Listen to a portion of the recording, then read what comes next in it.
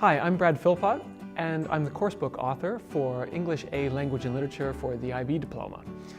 And I'm here to tell you a few things about, well, what you need to know for this guide on Lang and Lit, as we call it.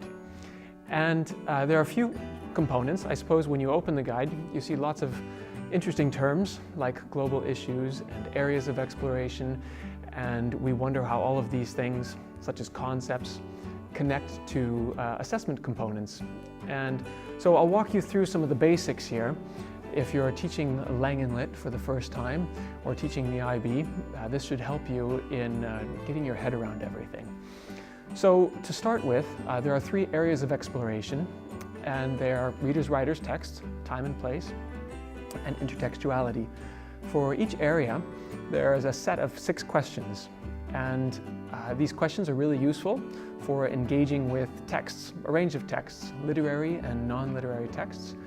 I suppose texts are the building blocks of our course, and you'll want to select a range of texts, both 6 works at higher level and 4 works at standard level, and a range of non-literary texts that help your students engage with texts and help them develop their textual analysis skills, along with so many other ATL skills for approaches to learning. And the areas of exploration certainly allow us to do that. So 3 different areas, again, readers, writers, text, time and place, and intertextuality. And each area comes with 6 questions that allow you to engage with students. And you probably won't be using one set of questions for one text and another set of questions with another text, but using a mix of questions with all kinds of texts. The assessment components there are 4 of them at higher level and 3 at standard level. Paper 1 for both SL and HL students is rather similar in the sense that they open the exam booklet and see the exact same texts.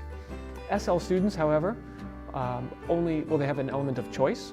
They only answer one guiding question and focus on one text, whereas the HL students have to analyze both texts separately within 2 hours and 15 minutes. The next component of assessment is paper 2, which is an essay, timed essay of 1 hour and 45 minutes, in which students compare and contrast 2 works that they've read in relation to one of 4 unseen questions. It's a very challenging task, and it's good that students come to the exam room prepared on their literary works that they've read. The HL essay for higher level students only is an essay like a mini extended essay. It's 1,200 to 1,500 words long on a line of inquiry that students design on their own, and perhaps with a little help from their teacher. And the idea here is that the line of inquiry connects to one of the concepts from the course, and there are 7 concepts such as culture and transformation that we should be exploring throughout the course. But this HL essay is an opportunity for students to explore 1 or 2 concepts maybe in depth in relation to one literary work or a collection of non-literary texts. And it's really, again, about inquiry, and students might use, besides the primary source or sources, also secondary sources. So it's a test of research skills as well. The final component of assessment, shared by all students, SL and HL, is the individual oral, which is a student's opportunity to talk about a global issue in a meaningful way, and how that issue is presented through 2 texts. And in the oral, they have 2 extracts, one from each text, one from a literary work and one from a non-literary text. And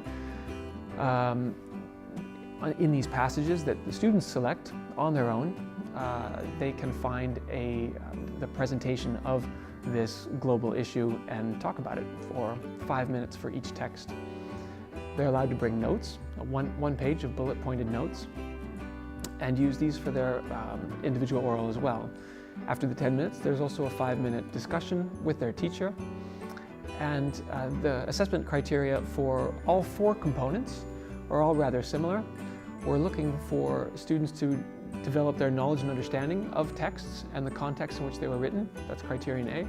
Criterion B is always analysis and evaluation, and criterion C is organization. How well can they organize their idea?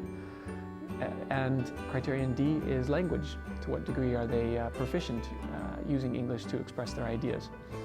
So that is the whole course in a nutshell. I realize it might be challenging to teach a course like this, or to even take a course like this as a student.